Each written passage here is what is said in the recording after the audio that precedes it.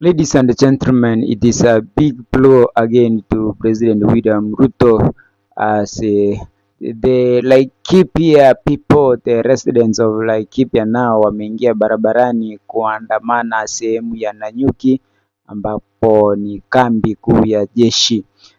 Wakazi hao wameingia barabarani kuandamana kukataa kituo cha Ebola kutojengwa kwenye sehemu hiyo, kwani wameeleza kwamba itakuwa ni njia moja ya kuhatarisha maisha yao. Kwa hivyo inakuwa ni kazi ngumu sana kwa Rais Ruto, kwa sababu yeye wanaamini ya kwamba ana uwezo wa kukataa kituo hicho kisijengwe, kwani hakuna Wakenya ambao wako na ugonjwa wa Ebola, na iwapo kituo hicho kitajengwa katika sehemu hiyo itakuwa ni njia moja ya kuhatarisha maisha ya wakazi hawa na pia kwa Wakenya wote kwa ujumla. Kwa hivyo ni hali ngumu sana kwa Rais William Ruto. Kila kukija inaonekana ya kwamba umaarufu wake unaendelea kudidimia na kutoweka, kwa sababu kuna vitu ambavyo ameamua kukubali. Kitu kama hicho unapata ya kwamba wengi wameanza kufa moyo